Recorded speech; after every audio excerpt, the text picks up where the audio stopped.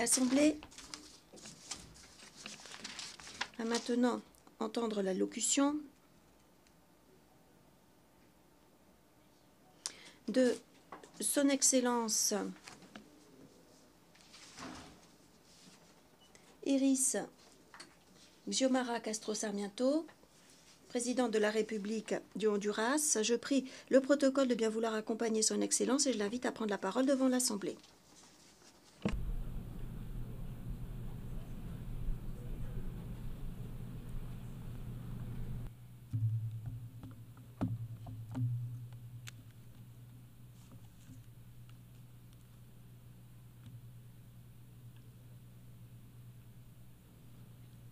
Señor presidente.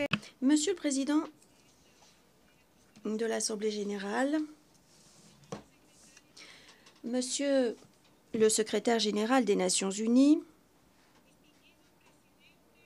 Mesdames et Messieurs les présidents, présidentes, premiers ministres et autres dignitaires représentants des pays de cette auguste Assemblée des Nations unies,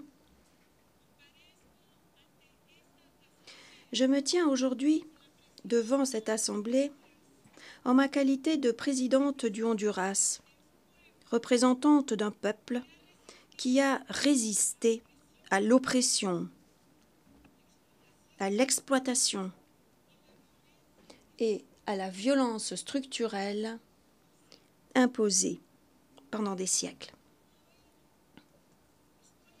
Aujourd'hui, je suis menacée par les mêmes forces du capital qui, il y a 15 ans, ont conduit à un coup d'État contre le président constitutionnel Manuel Zelaya. Cette nouvelle conspiration, je l'ai dénoncée dans les rues, face à la foule, les 14 et 15 septembre, journée de l'indépendance de notre patrie. Je suis menacée parce que j'ai mené des changements structurels du modèle économique et j'ai dénoncé le régime fiscal injuste qui perpétue les inégalités, qui profite aux puissants et exploite les pauvres. Notre souveraineté est la base fondamentale et le principe inéluctable des relations internationales. Mais au Honduras, les pratiques coloniales, l'ingérence, la domination économique, médiatique et politique continuent d'être imposées. Les pouvoirs supranationaux et quelques entreprises multinationales sont le produit d'élites corrompues, publiques et privées, qui n'ont pour but que d'accroître leur capital. La mondialisation a échoué dans sa mission d'apporter la prospérité au peuple. Les résultats mettent en exergue la concentration de la richesse dans les pays les plus riches et entre les mains des élites, cependant même que la classe des travailleurs est reléguée à un autre niveau et est obligée de migrer pour survivre. Dans cette assemblée, la majorité des représentants de l'Amérique latine et des Caraïbes ont dénoncé le capitalisme mondial comme principal destructeur des ressources naturelles, comme oppresseur des conditions de vie de l'humanité. L'accumulation de gains économiques prévaut sur l'intérêt humain et le rôle des institutions financières internationales, avec leurs prêts assortis de conditions, avec aussi leurs recettes fiscales et financières, ne font qu'aggraver la pauvreté et la dépendance de nos pays. Les politiques néolibérales axées sur la privatisation continuent d'entraîner une diminution de l'accès pour les peuples aux services d'eau, d'énergie, de santé, d'éducation, de sécurité sociale. Les traités de libre-échange imposés à nos peuples fragilisent la souveraineté et empêchent nos producteurs d'être concurrentiels sur pied d'égalité, ce qui entraîne, jour après jour, un renchérissement du coût de la vie. La paix, la justice, la liberté et la démocratie restent des valeurs fondamentales de notre nation, et c'est la raison pour laquelle nous n'acceptons pas la captation de ces valeurs par les 10 familles les plus puissantes du Honduras qui se sont accaparées nos principales ressources économiques et qui refusent d'accepter les changements que je m'attache à promouvoir. Nous devons approfondir notre système démocratique grâce à des consultations populaires et grâce à la participation réelle, directe et efficace de notre peuple. Le projet international des villes modèles, le ZD, qui vendait notre territoire en pièces comme un butin pour le capital multinational, approuvé par des apatrides dans le cadre du régime narco précédent. Ce projet, disais-je, a été annulé définitivement par mon gouvernement socialiste démocratique. Je reconnais aujourd'hui l'arrêt historique de la Cour suprême de justice et le soutien du Congrès de mon pays. J'ai dénoncé le Centre international de règlement des différends relatifs aux investissements, le CIADI, car il s'agit là d'un mécanisme d'arbitrage injuste dans lequel nous voyons prévaloir les intérêts privés par rapport aux intérêts des États. Durant ces 2 ans et 8 mois, j'ai approuvé une réforme structurelle pour récupérer la caisse unique du Trésor en éliminant, en annulant le mécanisme de corruption établi autour des principes de fidéocommis avec lesquels avaient été pillées les ressources de l'État. En démontant ce schéma et ce mécanisme de corruption, je réponds aux besoins des garçons et des filles dans toutes les écoles du Honduras. En effet, ils ont désormais la cantine scolaire, une scolarisation gratuite, et nous menons également des projets pour les communautés vivant dans la pauvreté extrême. Nous augmentons aussi la production de céréales de base avec des premières et deuxièmes cultures, avec plus d'1,5 million de bons technologiques qui sont offerts aux producteurs qui reçoivent aujourd'hui des semences et des engrais gratuitement. Nous encourageons également l'octroi de crédits pour les logements ainsi qu'un crédit agricole, avec le taux d'intérêt le plus bas de l'histoire du Honduras. Et nous aidons aussi à la mise en place de caisses rurales communautaires. Nous sommes en train de sauver l'entreprise nationale d'énergie électrique, ainsi que l'Institut hondurien de marché agricole et l'entité nationale de fourniture de produits de base, Banasupro. Ces entités ont été privatisées et abandonnées par 12 ans de narcodictature. Aujourd'hui, nous aidons ainsi plus de 800 000 familles qui reçoivent ainsi l'électricité gratuite. Et nous subventionnons le prix des combustibles pour aider tous les consommateurs du Honduras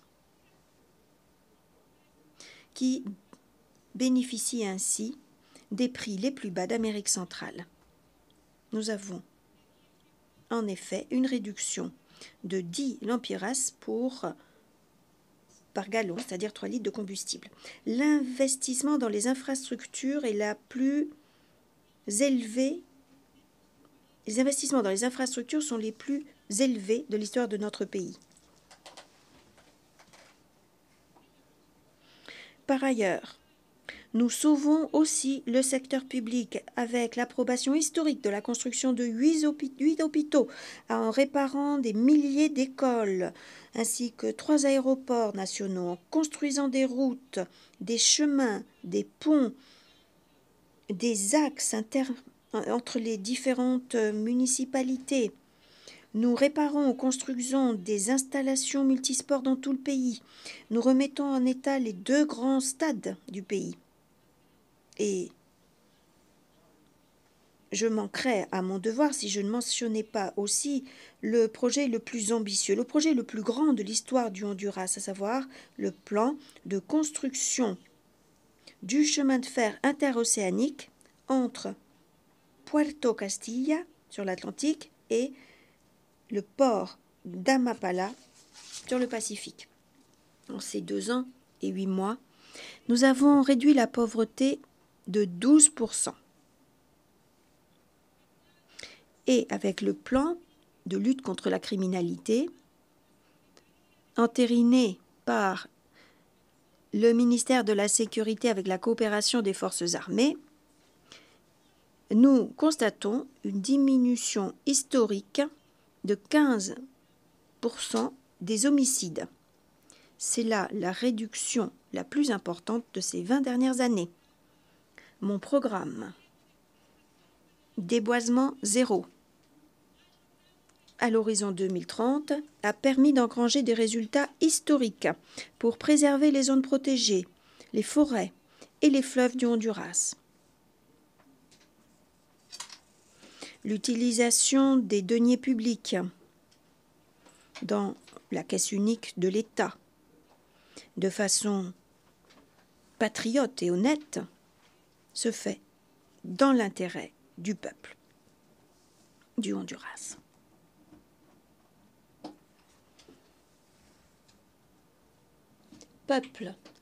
Peuple du monde, je veux faire entendre ma voix face à l'assassinat de Juan López, dirigeant social et politique hondurien qui a dénoncé constamment le modèle d'exploitation de l'extraction. Je condamne et déplore ce vil assassinat. J'ai ordonné que soient utilisées toutes les capacités des forces de l'ordre et des organes judiciaires afin de mener une enquête, afin de trouver, d'arrêter et de condamner les instigateurs et les auteurs de ce crime. J'affiche ma solidarité avec sa famille, ses amis et ses compagnons. Je suis la présidente temporaire de la Communauté des États d'Amérique latine et des Caraïbes, la CELAC, qui regroupe 33 États. En ma qualité de présidente du Honduras, ma première décision a été d'hausser le ton pour dénoncer le génocide contre le peuple palestinien. Plus de 40 000 innocents ont déjà été assassinés par des bombardements que certains pays ont récompensés par leur silence. Et depuis cette tribune, je fais également entendre ma voix pour exiger la fin de ce génocide. Le Liban ne doit pas devenir un autre Gaza. Nous exigeons un cessez-le-feu immédiat au Liban. Le peuple haïtien, quant à lui, a besoin de notre solidarité et de notre coopération en tant qu'organisation des pays d'Amérique latine et des Caraïbes. Haïti est le premier pays libéré du joug du colonialisme. Haïti, à ce titre, mérite toute notre attention et dans les jours à venir, je convoquerai les présidents de la CELAC pour démontrer notre engagement. L'Assemblée générale, pendant 30 ans, a rejeté à une écrasante majorité l'embargo inhumain imposé au peuple cubain. Ce blocus infâme a commencé en 1960 et depuis 1992, l'Assemblée générale a adopté plus de 30 résolutions pour que les États-Unis mettent fin à ce blocus cruel.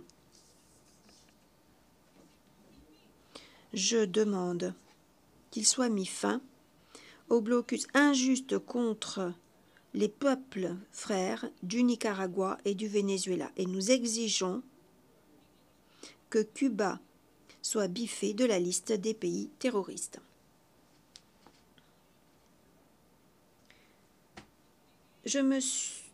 Hier, j'ai remis au secrétaire général Antonio Guterres la convention qui officialise le soutien des Nations unies pour lutter contre la corruption et l'impunité. Je remercie l'Assemblée qui a approuvé notre requête pour mettre en place ce mécanisme afin de lutter contre la corruption publique et privée. Et comme l'a dit notre martyre, Berta Cáceres, une femme courageuse qui défendait nos ressources naturelles et nos peuples autochtones, je cite, « Réveillons-nous, humanité, il est encore temps. » Fin de citation. Que ce soit là l'appel lancé par notre génération. Je vous remercie.